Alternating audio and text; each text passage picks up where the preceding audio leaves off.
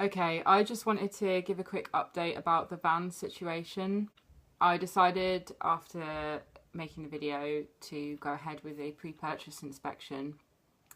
So I arranged that sort of over yesterday and today. It was quite difficult to do.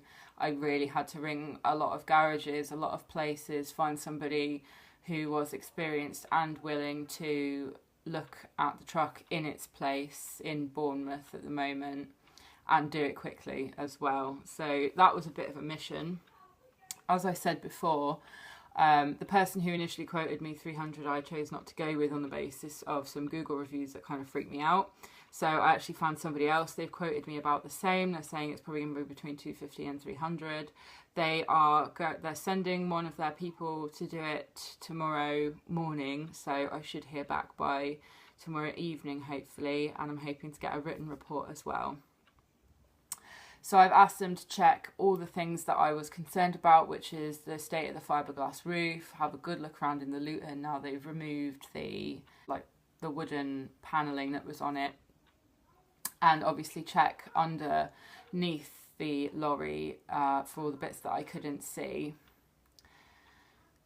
I decided to go ahead with this. I know that I had it sort of 50-50, some people saying that it was probably money well spent, some people saying that it was overkill, but I'm the sort of person where I will just worry about stuff, and I just thought for the case of, you know, even though it is a lot of money, and it is a lot of money for me, I couldn't live with myself, you know, if I spent all that money and it was a dud, and, you know, there's quite a lot at stake here, you know, there's quite a lot riding on this decision, and I'm just not willing to take any unnecessary risks. So that is why I've gone ahead with the pre-purchase inspection, and I will update you tomorrow on what they say, because I will of course be basing my decision on whether or not to buy it on what I'm told.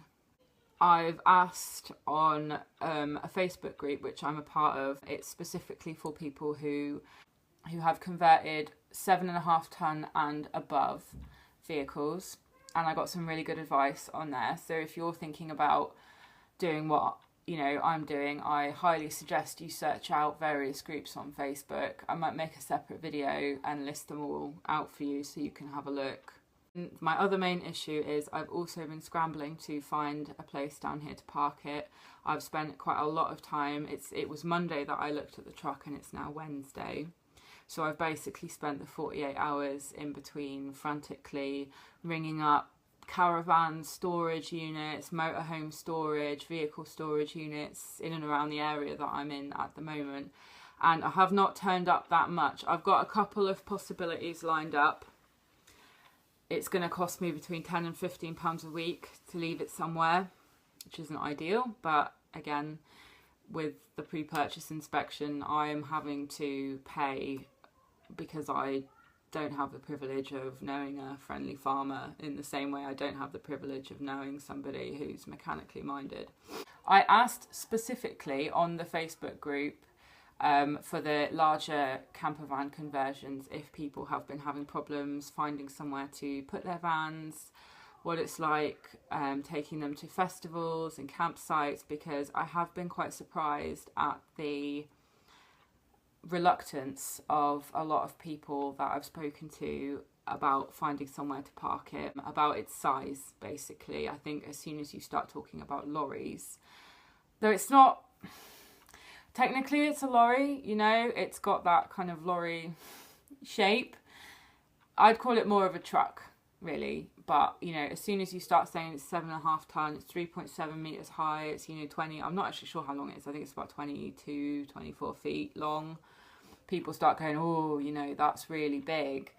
And actually, I don't agree with it. And actually, it was really nice to go onto a Facebook group, reach out to people who have been in the same situation as me, and have them say, you know, it takes getting used to driving stuff like that. But in the end, our roads in the UK are set up to accommodate 7.5 ton vehicles, largely, obviously not out in the mega country roads in Devon, but also other people coming on saying they have no problem taking them to festivals, they have no problem most of the time taking them on campsites.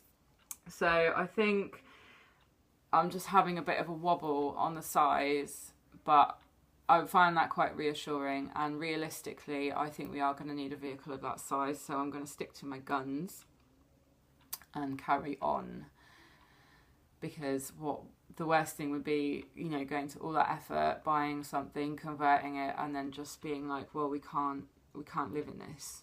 You know, it would be fine if we were just using it for like holidays, but that's not my game plan. Emotionally, I'm quite stressed out by this whole process, I'm not gonna lie.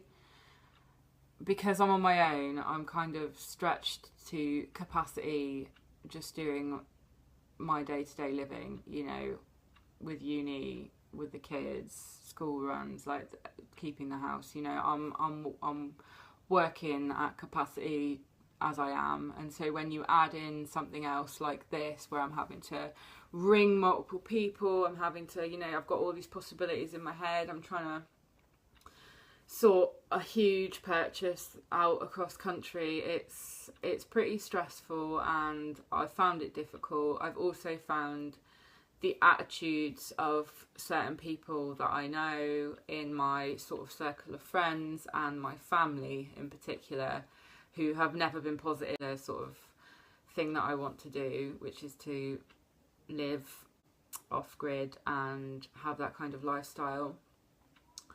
So I'm expecting, if I go ahead with the purchase, to come into a lot of flack from certain people. I do have friends who are also really supportive, which is nice, but you know, I'm the sort of person where I shouldn't, but I care what other people think, and there's a small part of me that is angry that I'm even feeling worried about telling people that I've bought a lorry, because I'm a grown woman. Do you know what I mean? But that's just my personal problem. I wish that I had a little bit more support. I wish that I had a little bit more knowledge. But I have been quite inspired by a close friend of mine who hasn't done quite what I'm hoping to do. But certainly the odds were stacked against her, and she followed her dream, and she is living off grid now. It wasn't easy, and I'm not expecting my journey to be easy either, but she did it and it worked out. And I'm a big believer in, if there's a will, there's a way. So I will update again tomorrow and let you know what the decision is going to be. I'm pretty scared, but it's happening. You know, I have to make that decision.